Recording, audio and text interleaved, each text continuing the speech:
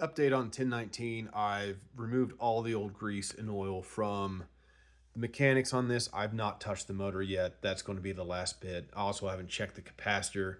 That is over there on the power switch. But I have been able to get this anti-skate dial a little bit looser. I put just a little dab of silicone in between that copper ring and the plastic underneath there.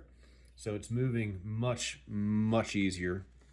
I am going to hit these contacts, these contact pins on the head shell, the sled, and the cartridge with a little bit of contact cleaner because this turntable is just so grody. I think there's enough grime on these contact pins for the cartridge and the head shell that's keeping me. I think it might be keeping me from getting an accurate read. So we're going to clean these up a little bit and with some contact cleaner and see if that helps. If not, then obviously we'll be getting a new cartridge and a new aftermarket sled on for this turntable.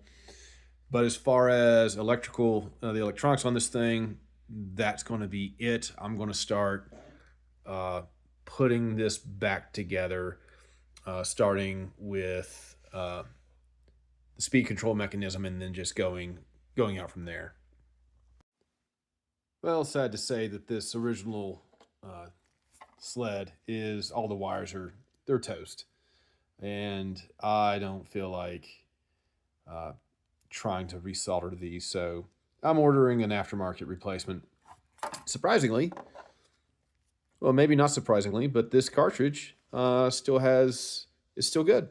So we're going to try and track down a replacement stylus for this guy, and we'll be good to go. Here's where we're at on the 1019. I think we're at a good stopping point for tonight. So we've got this is your size selector switch, your on off. We've got the tone arm put back in, and we've started putting like little miscellaneous this and that back on the board. And we've also got, this is your speed selector with your pitch control.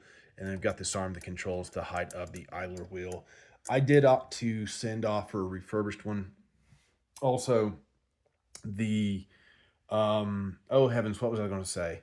Yeah, so we're going to call this a night after I replace this. So this right here is the friction pad that keeps the tone arm from swinging about wildly, and this is the aftermarket one, and then this is the original one. So you can see quite the bit of size difference, and so that's on the bottom of this post, and this post, so it goes in there, and this part right here actually goes through the board, and this is what lifts up the tone arm and lowers it down. And this pad slides across there. You can see the old worn path, and then that's attached to this ball, which runs the track of this gear. And so that's what controls, and this gear is the linchpin for all the automatic stuff that goes on this turntable. So yeah, we're going to get this friction pad installed on that pin, get that pin in there, and then we're going to call it a day.